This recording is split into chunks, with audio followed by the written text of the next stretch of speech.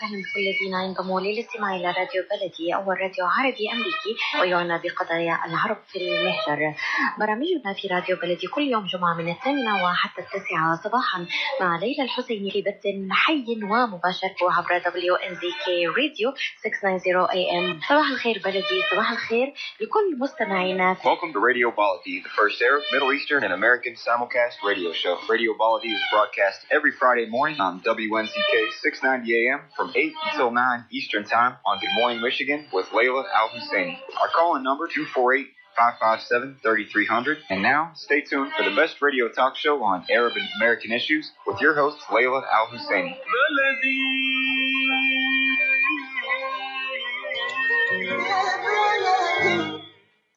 And welcome to Radio Bellady. This is Ray Hanania. I'm broadcasting here Friday, January 10th, 2020. I'm Ray Hanania again, special U.S. correspondent for the Arab News, and this is the Arab Street Radio and Podcast, broadcast from Detroit, Michigan, through 690 AM WNZK Radio. And again, another shout-out to Crystal Mayo, who does this great morning show with great music. She does a phenomenal job. The Arab Street Radio and Podcast is part of the U.S. Arab Radio Network, hosted by Layla Al-Husseini, in an effort to energize and empower Arab Americans to stand up for their rights. Yes, we do have rights, people, and we're going to be talking about that with one of the rights leaders in Michigan in a moment. For more information on this show and all my writing, go to my personal website at hanania.com. And afterwards, you can get the podcast of the show on iTunes, Spotify, all of them. Whatever you listen to, it's going to be up there. Or you can go to my podcast website at thearabstreet.org, thearabstreet.org. The radio show call-in number is 248-557-3300. Our topics this morning: Israel has its third new election coming up in March. Okay? Now, how does that tie into what happened in Iran? I don't know, but I'm always suspicious. Trump ordered the murder of Qassem Soleimani, an Iranian general that Trump asserts is responsible for terrorism against the U.S., as if George Bush wasn't responsible for terrorism, or Dick Cheney. He's probably the biggest terrorist. Or I just saw this movie on TV about Tony Blair, who lied through his teeth in 2003 about weapons of mass destruction in Iraq. How many Iraqis were killed to change that government? I don't know. Does that constitute terrorism? These days, no one has to go to court to do anything. They do it the Israeli way. They murder by political fortune teller. They kill you, and then they describe you and say, oh, you're a terrorist. What's the consequences of the attack on Soleimani, not in Iran, but in Iraq, and the American pro-Israel political agenda in which many Iraqis have been killed during the strike? In every media analysis about Soleimani's murder, the media quotes former Mossad and Israeli leaders on the consequences. Did we do this to make Israel happy again? Did we put America in jeopardy again to do Israel's bidding? Wow. Did Trump kill Soleimani to help Israel's indicted and besieged Prime Minister Benjamin Netanyahu win re-election? And I'll tell you, Israel is facing potential indictment, possible indictment before the International Criminal Court.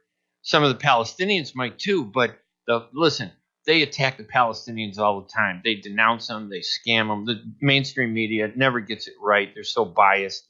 But the fact that Israel may be indicted by the ICC is a big deal, no matter what the cost. So far, I haven't heard one person say specifically, what did Soleimani, what Americans, which Americans did Soleimani kill? We don't need a judicial system anymore. We just do it the Israeli way. Kill people first, then call them terrorists, call their families terrorists, and anyone who defends them, we call them terrorists too. How do people in Detroit feel? Greater Detroit has one of the largest concentrations of Iraqis, Chaldeans, Christians and Muslims and Shiite Muslims too. Iran is a predominantly Shiite Muslim country, and you have to take at least note of that to understand the difference between Iran and the Arab world, which is mostly Sunni. And will the killing of Soleimani open a Pandora's box of violence? These are some of the things we're going to talk about, but we're also going to talk about human rights in a broader way with our guest, Imad Hamad, the executive director of the American Human Rights Council. He's a former executive director of the once powerful Michigan chapter of the ADC, the American Anti-Discrimination Committee.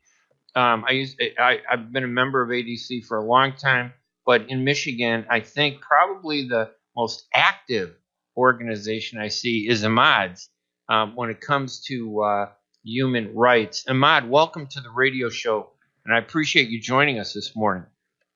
Good morning, Ray, and good morning to your listeners. And it's always a pleasure being with you, my friend. Oh, yeah, no, listen, you and I go back how many years, right? Forever. Oh, yeah, we go back years. It's the old good days, I guess. You can call it so. We got used to it as being the good old days. But remember, even back then, there were a lot of problems. I remember, in the 70s when I got out of the U.S. Air Force fighting for this country during the Vietnam War. I never really wanted to go, but I enlisted to defend this country, and because I didn't agree with the Vietnam War, but I still went. And when I got out, the FBI harassed me for 2 years, investigated me between 1975 and 1978. It was just unbelievable. It was like no matter what we do as Arabs, we constantly are being targeted and blamed for everything. They spent 2 years investigating me, and they concluded, honestly, this was the conclusion on the FBI report that I got, thanks to the help of Ibrahim Abulughad, who showed me how to get that information. It said that, we suspected Ray Hanania of being involved in terrorism, but after a lengthy 2-year investigation, we determined that Ray Hanania only cares about the well-being of Arab Americans in America.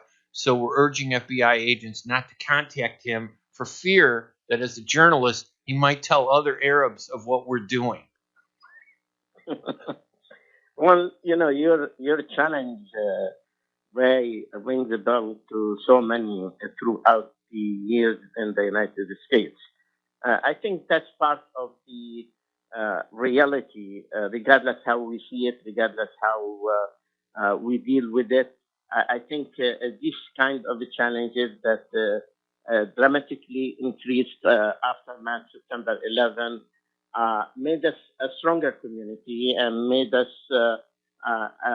first-class Americans, actually, proud of our heritage, proud of our faith. And we're not afraid or intimidated to speak our mind, to take on the challenges. And yet, we don't need anyone certification to attest that we are an integral part of this great nation, and we're here to stay, and we are Americans equal to any other American, regardless of the different views that we may have related to politics, initiatives on the domestic level, and primarily on the international level and foreign policy related to issues that impact the community directly or indirectly, similar to the one that we're about to talk about, the Iran-U.S. escalated tensions. Yeah, listen, I agree with you. I mean, here's the interesting thing. When we look back at history of Arab Americans, conflict against us, the discrimination against us, often brings us together, doesn't it? We stop fighting with each other. We stop calling each other names. We have a very divided Arab community, 22 Arab countries with 20 nationalities that have even smaller divisions, in each country. So many different ethnic groups in each Arab country. It could be like hundreds. But challenges, don't they bring us together? And that's why I always tell people, I said, listen, I know that Trump is not very he's just not doing a lot of good stuff for the Middle East and the Arab world. But he is doing one thing. He's taking our focus away from our internal divisions and fighting, which is so characteristic of Arab communities all over the United States, and making us come together and focus on the real issues. You know, what Jesse Jackson would say, keep the eyes on the prize. Focus ahead on what attacks our community. Stop fighting with each other. You know how hard that is for our community to stop fighting with each other. But I think Trump has forced us to kind of look forward on one issue, discrimination, and your organization and you've spent your life, challenging and confronting discrimination. Before we get into the political stuff, let's talk about the American Human Rights Council. Tell us a little bit about that first, the AHRC, because that's a very unique organization. The American Human Rights Council is a member of the largest human rights community in the USA as well as the global community. When we talk about human rights, we talk about universal rights. Human rights cannot be selective, cannot be optional. Human rights are one and equal to every individual beyond race, faith, origin, nationalities. There is no boundaries for human rights. A human is a human. And this is why we are guided by the United Nations Declaration of Human Rights, and that was signed by all countries. Now, it's a different debate when we say countries signed on it and countries are living up to it. In real life, that's a different debate. However, that's the spirit, that's the letter and the spirit of the declaration is about the human rights. Now, Right. Human rights differ a little compared to civil rights. Civil rights are a major component of human rights, but human rights continue to be the mother cause, the main core issue. And this is why, briefly, if we go in a nutshell description about the human rights movement in America, we see that it's the first. And that's why we're guided by two major entities in this domain, which is the U.S. Human Rights Watch and Amnesty International. So I know that people are more consumed with daily challenges related to discrimination and racism, which relates to civil rights as the main component of the human rights, but the human rights is the bigger umbrella. And AHRC is a unique organization within the Arab and Muslim American community at large. And it's the first, actually, that put the human rights issue and the human rights goals and the human rights mission and terminology on the table, addressing these issues that come our way, not as only as Arab American community, but more so as Americans at large.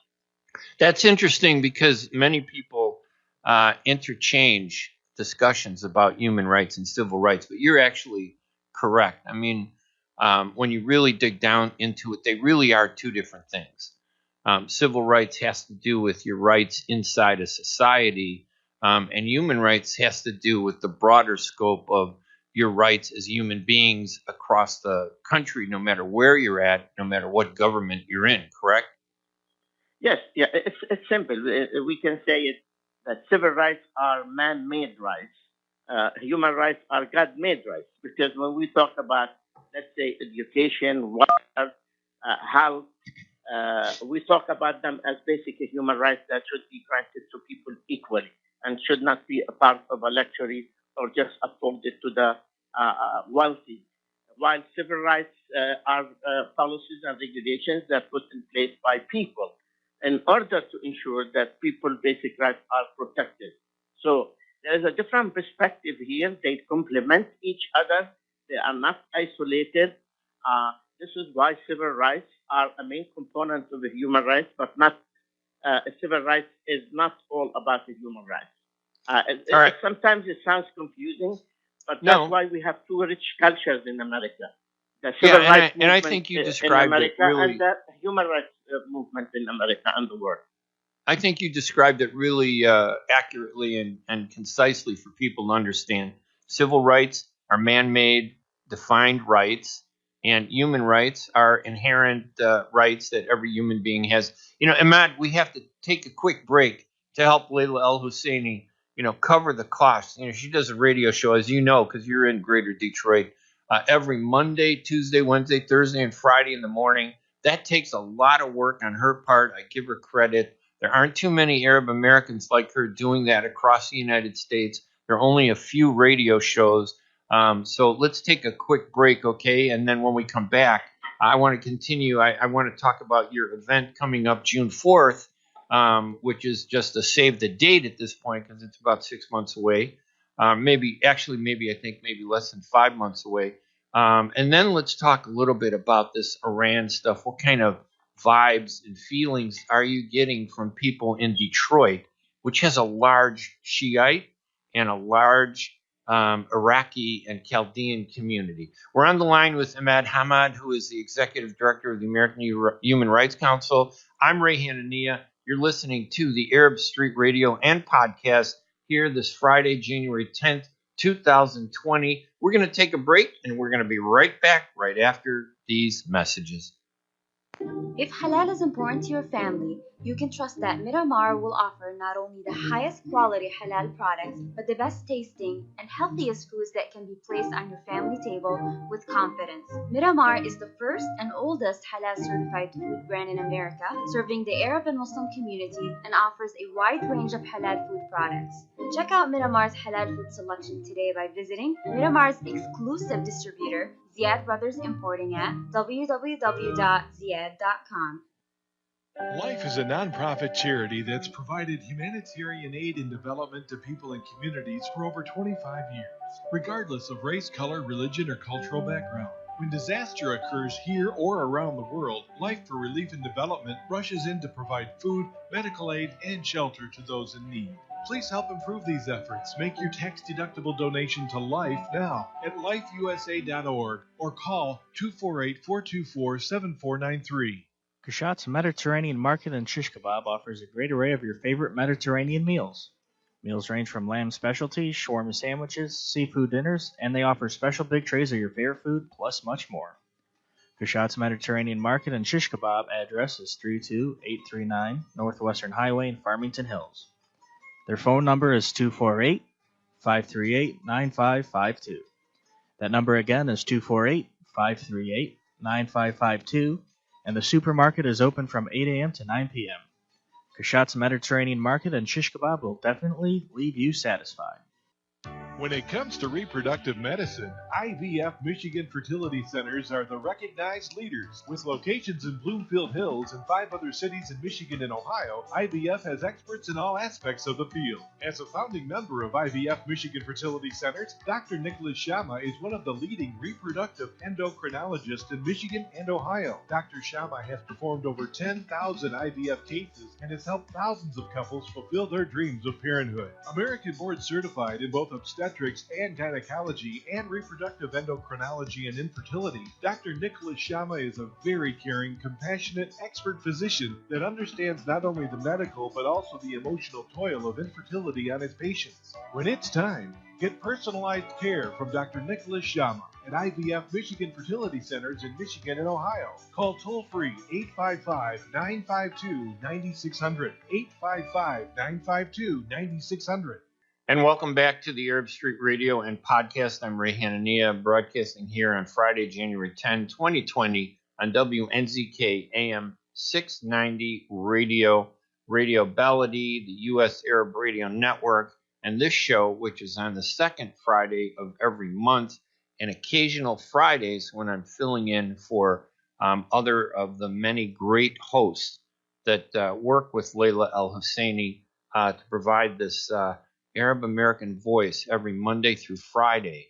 One of the only weekly shows across the country. On the line with me is a great guest, Imad Hamad, who is the executive director of the American Human Rights Council. Imad, again, thank you for joining us. We had a great discussion the first 15 minutes of the show. kind of talking about human rights and civil rights. The difference is, which is very subtle. People don't think of that, but I think you make a great point. But tell us, you have an event coming up June 4th, and it's called The Spirit of Humanity. And that's a pretty big event. You've been doing it how many years?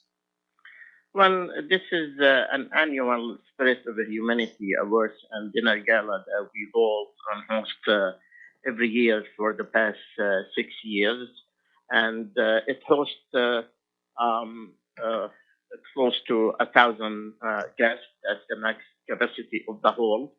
And we are blessed with good support from friends and the community at large.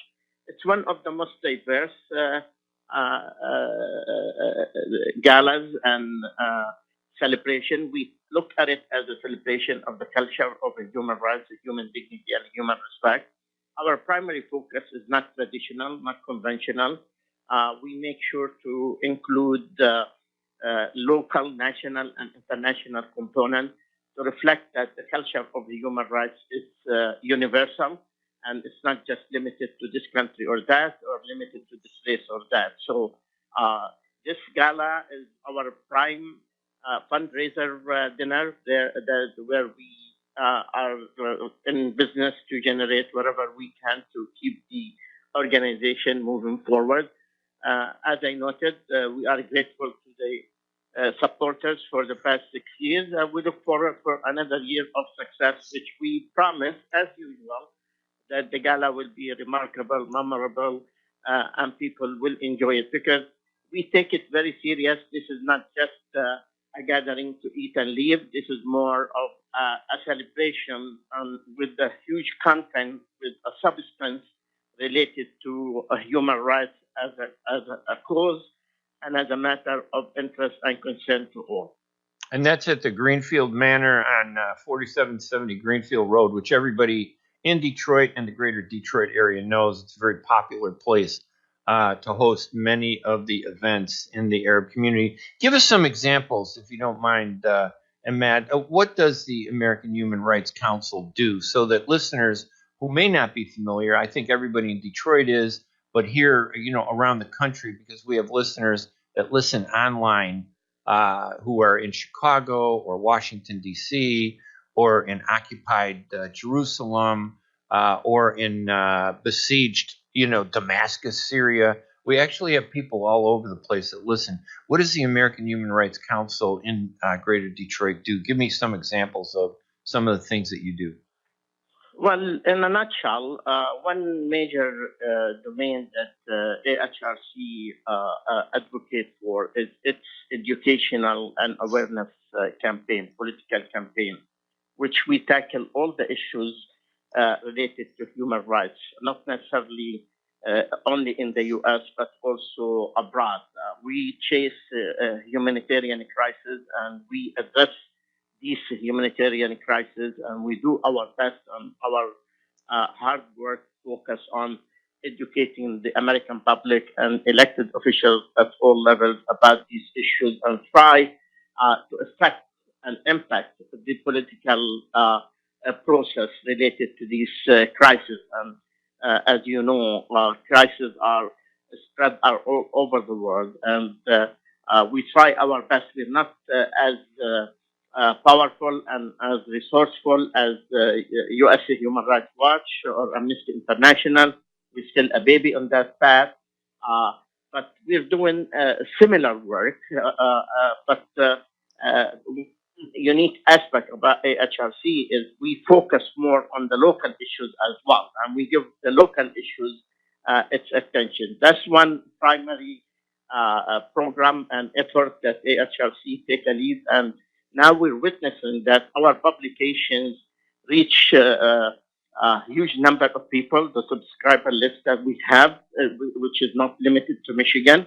And our publication is getting attention from different blogs and newspapers. And we are thankful to you as well for picking some of our releases and help us expose the AHRC views and news about these issues. Second, the program that we consider it as a unique program for AHRC is address and deal with the prisoners' rights and prisoners' challenges that they face within the local, federal, national, and international prisons. If there is certain files or certain unique cases that smacks human rights violation, which AHRC truly engage in addressing these specific situations. Three, we engage with the United Nations, and we are one of the few organizations that obtain the accreditation of the United Nations. And through our work with the United Nations, we work on issues primarily related to refugees as a universal challenge, as an shared humanitarian crisis. Three, we have women empowerment initiative, which it's marked by forming an AHRC women delegation that participates in the International Women Conference that takes place at the United Nations compound every year on March. And the fourth aspect of our work is the daily service that we provide to people, which people walk in or call for a payment, where they come to us and present their complaints. And this is where we deal with cases as it comes and based on each case circumstances and deal with it. Definitely, this puts us in a position to engage with all sister organizations, partners in different communities that relate to the same mission and to the same cause, as well as engagement even with government agencies at large when we have the complaints related to any particular agency. So this is, in a nutshell, what we do as AHRC in the human rights arena. And you happen to be Palestinian, but AHRC isn't necessarily a specific Arab American or Palestinian American organization. It has a lot of non-Arabs and non-Palestinians involved. And I think that that's True. really important. Human rights has no ethnicity, no race, no religion. It's a broader concept. True. And in order to justify it for our concerns, we have to fight for the human rights of others. Imad, let's take a phone call from our super fan, Jerry Hamad. Jerry always calls us. He's a great guy. We get a lot of listeners, but not everybody wants to pick up the phone at 248-557-3300 and share a few views. Jerry, you got a few minutes to say a couple words and ask any questions. Thank you, Mr. Ray Hanania. The attacks in Iran, good morning to you. In Iraq by President Trump. And as a Chaldean, I'm interested in how do you feel about what Trump did? Okay, Mr. Ray, first of all, good morning to you and good morning to your guest, Mr. Imad Hamad. And happy New Year to both of you and to your producer, Mr. Mike, and to all the listeners. Mr. Ray, I appreciate taking my call. I have two questions for Mr. Imad Hamad. The first question, Mr. Imad, as an activist and as a person in charge of the human rights in the great state of Michigan, my question to you is there is any human trafficking in Michigan? And I heard lately it's become a bigger crime.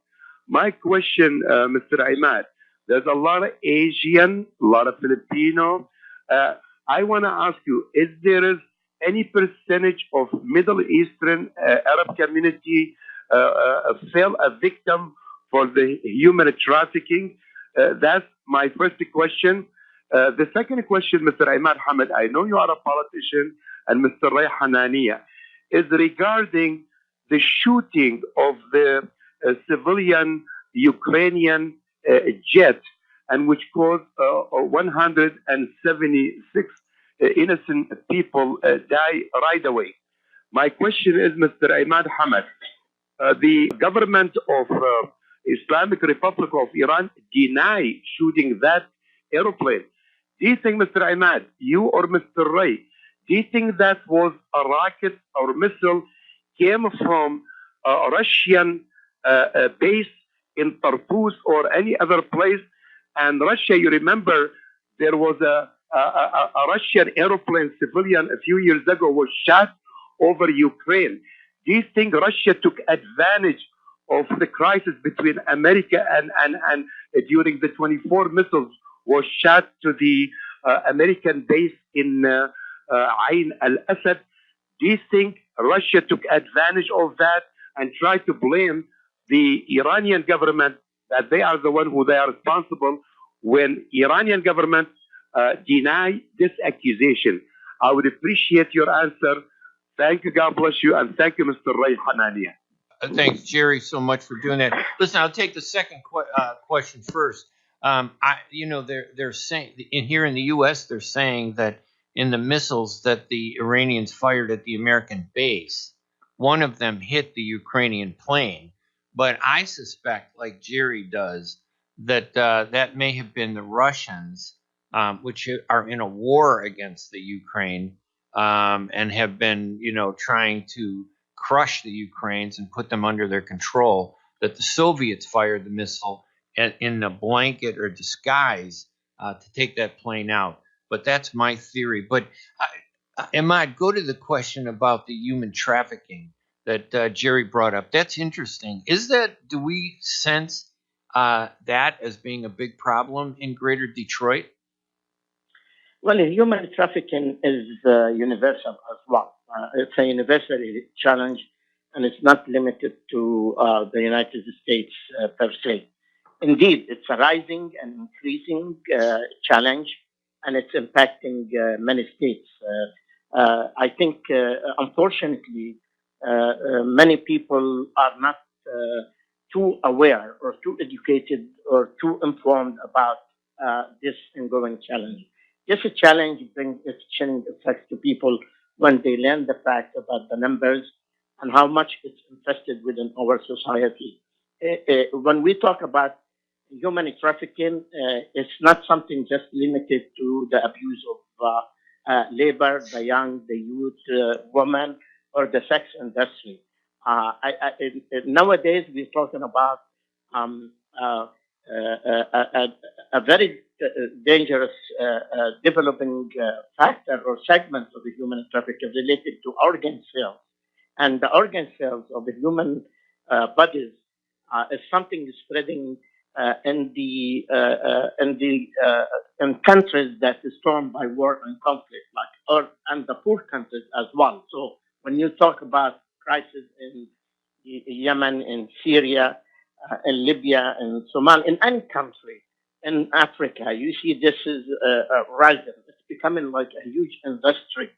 Last year, AHRC, and this is one of our tasks as well as AHRC, that we're part of a coalition fighting human trafficking and try to spread awareness and education about it so people can be equipped and be the eyes and the ears. So when they see or spot something that could smack human trafficking, that people do the right thing and have the courage to do the right thing by reporting that to the authorities. It's a huge concept, a huge challenge. There is no way to fulfill it in a minute or two, but I agree with Jerry that this is a matter of a true concern, and it should be a matter of a true concern. Anyone could be a victim, anyone, children could be a victim of it.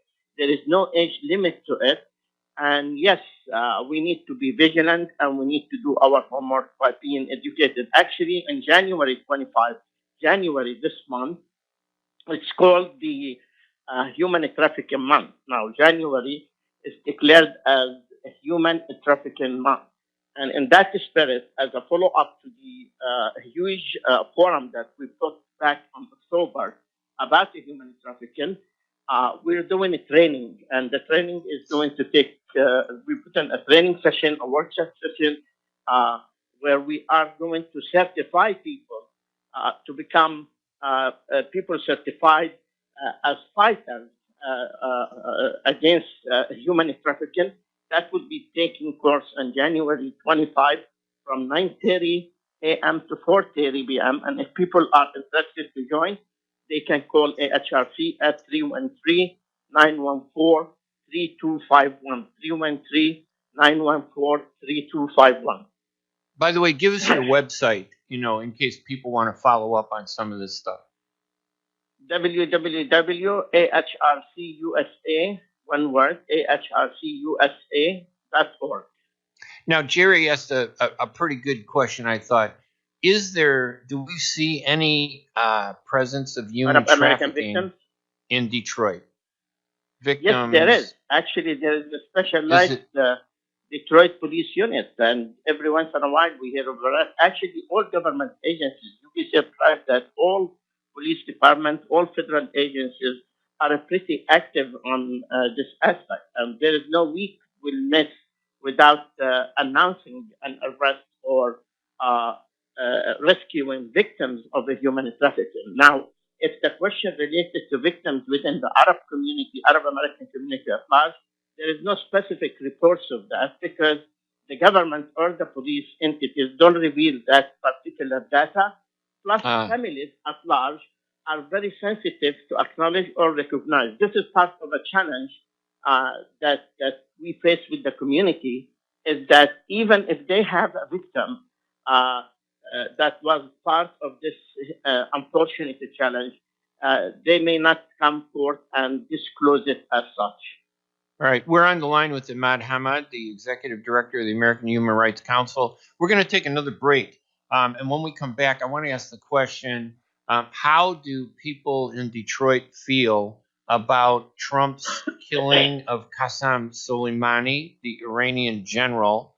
If you're Chaldean or Iraqi or even just Arab American, I'd love for you to call 248-557-3300 and let us know how you feel. Are you upset by it? Are you a supporter of it? I get the sense that many Iraqis, I've heard from many of them, including the Chaldean community, which are mainly Christian Iraqis, Arabic-speaking Christians from the Middle East, that many of them are upset because of the way the U.S.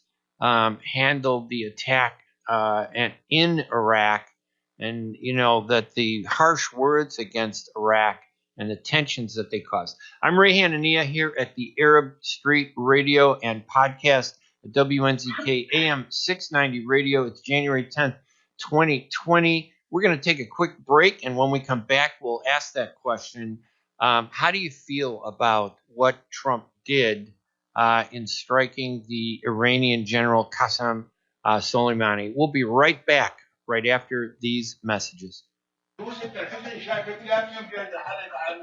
كل ساعة عم بستناك مشان نروح نتغدى بالشام. الشام؟ ايه بالشام ومو بالشام. شلون صارت هي؟ بدل ما نروح نتغدى بالشام ايه جابوا لنا الأكلات الشامية الطيبة لعنا لهم. وشلون بقى؟ هذا مطعم دماس عم يعمل كل الأكلات الشامية الطيبة هون. طيبة؟ طيبة كثير. شرفوا نتغدى سوا بمطعم دماس.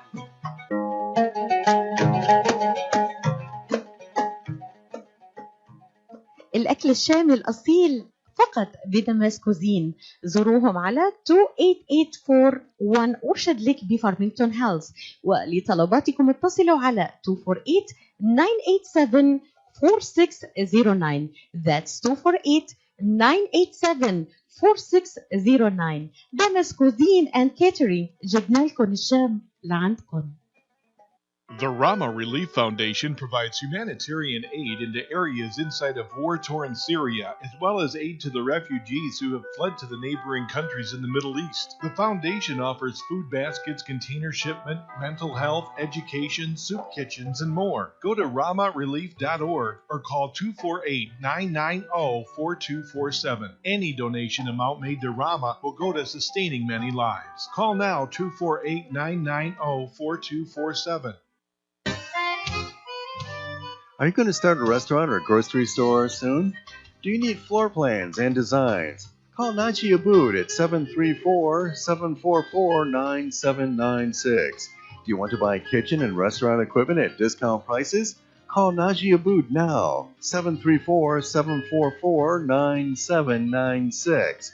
New Concept Products and Design, the trademark of kitchen equipment. 5% discount on all purchases of $75,000 or more. New Concept Products and Design. New location, 31185 Schoolcraft in Livonia. Learn more at www.newconceptproducts.com. Call Najee Abood, 734-744-9796.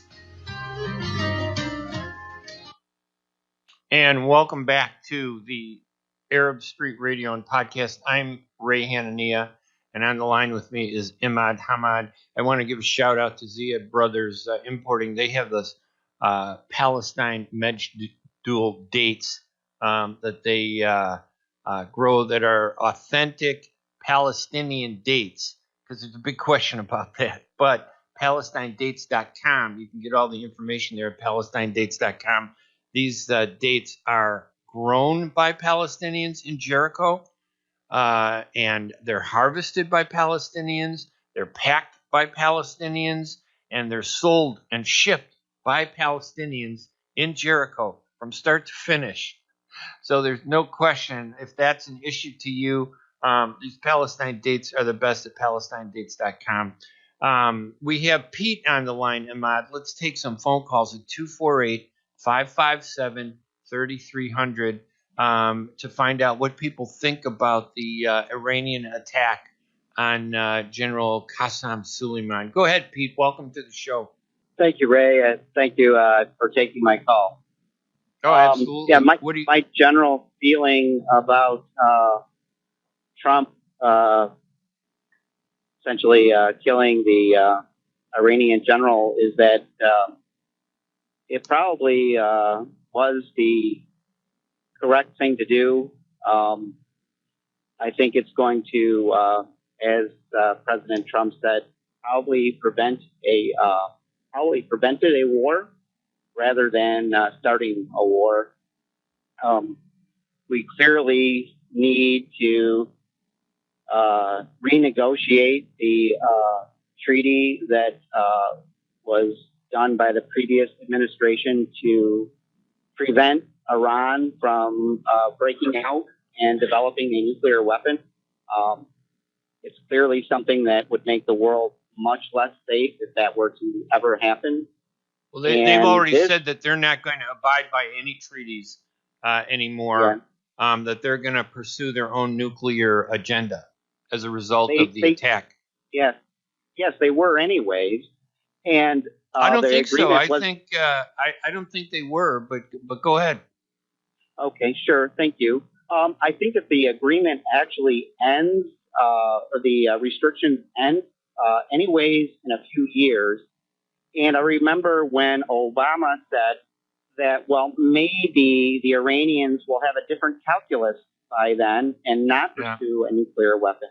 Yeah, I don't trust anything Obama did. I don't think he delivered on his promises. But Pete, honestly, do you think it's right that we just kill somebody without charging them? You know, we make these vague claims that somehow he was in charge of all this. And I mean, you could say what they say about Soleimani. You could say the same thing about Dick Cheney. You know, in a sense, Dick Cheney's a war criminal for what he did in Iraq, because he did the same thing that this guy Soleimani did. Why didn't they make a case? They just kill somebody and then afterwards, I haven't heard one example of what he specifically was responsible for. And that bothers me, because the whole issue of justice, I think, is more important, or is at least as important as, striking at the terrorists, don't you think? Yes, that's a very good question. What did he actually do? And that made the strike on Soleimani very critical to be done, particularly at this time. It was, to be fair, both President Bush and President Obama did have him on the hit list, so to speak, for at least the last 15, 20 years. So for a long time, he has been of interest to be taking out because of his terrorist activities. We call him a general, but really that's not what his responsibilities were. Right. And we know that a Democrat, Slotkin, who was on the CIA before being elected a representative of somewhere in Macomb County, definitely understood how dangerous of a criminal, a war criminal, Soleimani is or was. So taking him out does definitely make the world safer. To All right. equate Soleimani to Cheney, Cheney definitely is part of the industrial, He's military horrible complex, too. but he's not a terrorist. They made propaganda movies about Dick Cheney. Pete, listen, thank you so much for calling and sharing your opinion. I appreciate it very much. I've enjoyed. It Thank means you for a lot. taking my call. Thank you, I appreciate it and listening to your show. Thank you. Thanks, buddy.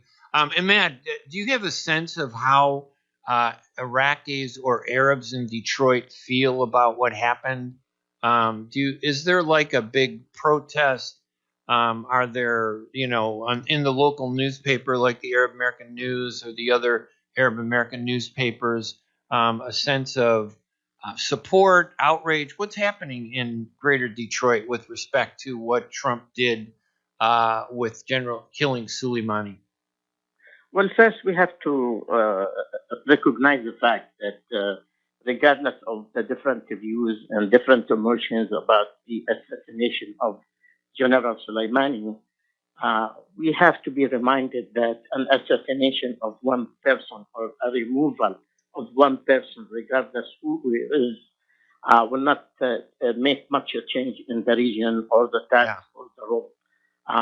And it's not that simple, and it's not that light. Like by taking out one, you took out everything. Suddenly, there's no terrorism, right? Yes.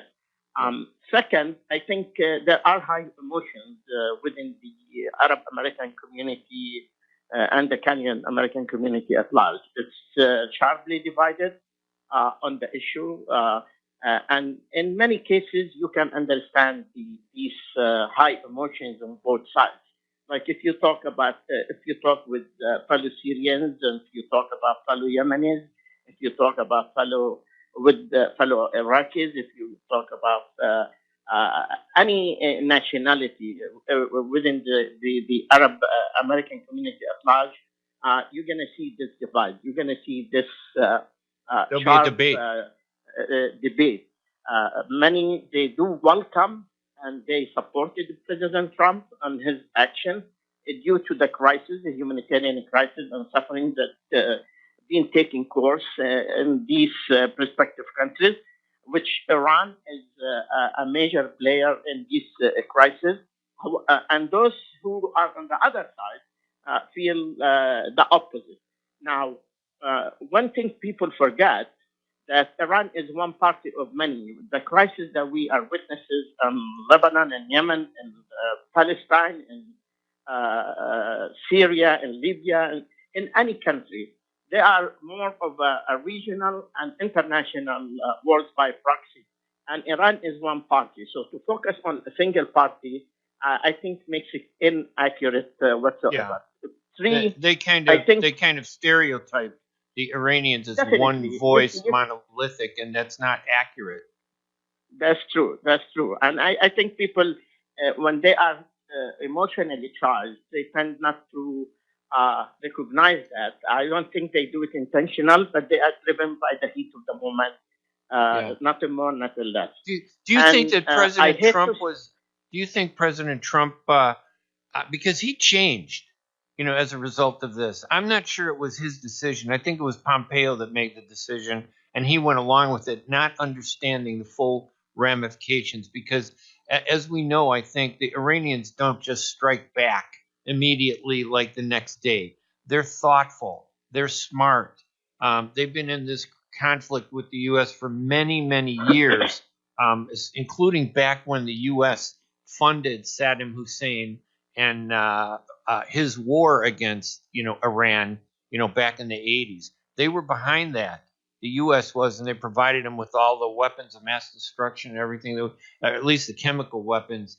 But it sounded like Trump was backing off a little bit, and that he's trying to, tone it down. But I'm worried because I think the Iranians are the most powerful force in the Middle East next to Israel. And I say that because I remember the war when Israel invaded Lebanon and attacked Hezbollah sites.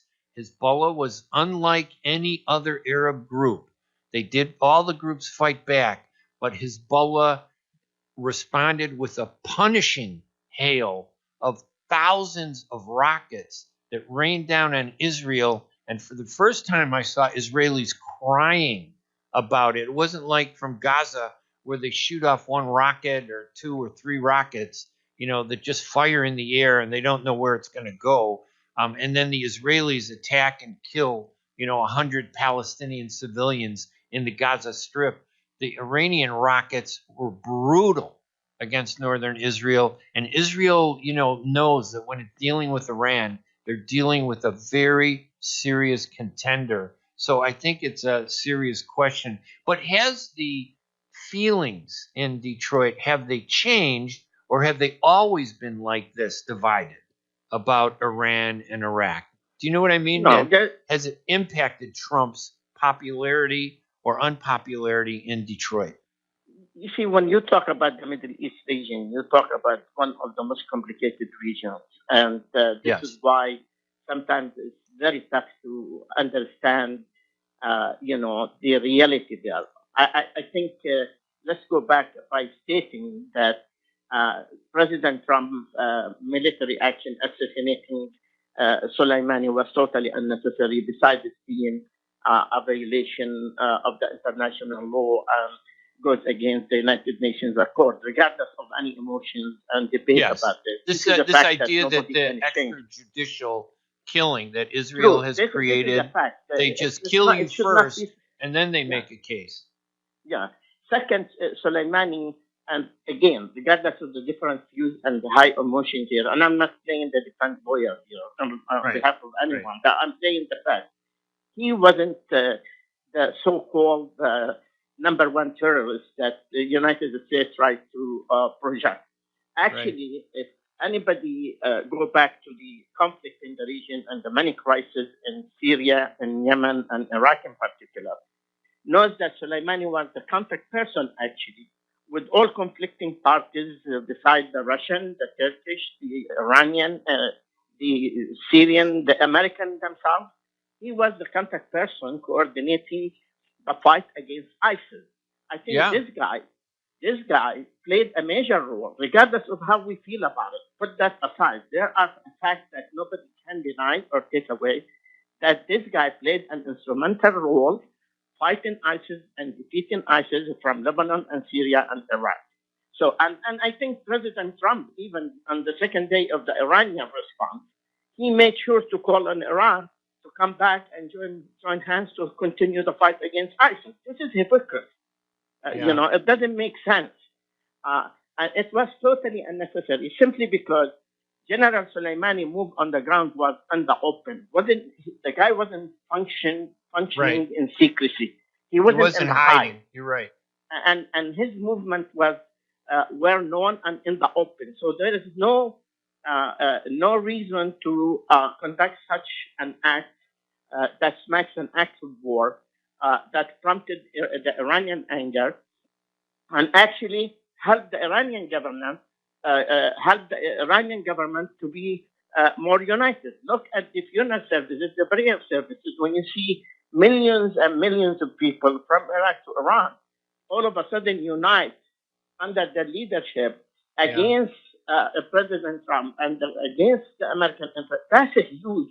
Nobody can ignore. So it's not a matter of an emotional debate if we like Iran or not, if we like Iraq or not, if we agree with Iranian policy or role in the region or not, because nobody can disregard the fact that Iran, as you noted, is one of the regional powers that is involved in this crisis, equal to Russia, Turkey, Israel, and other parties.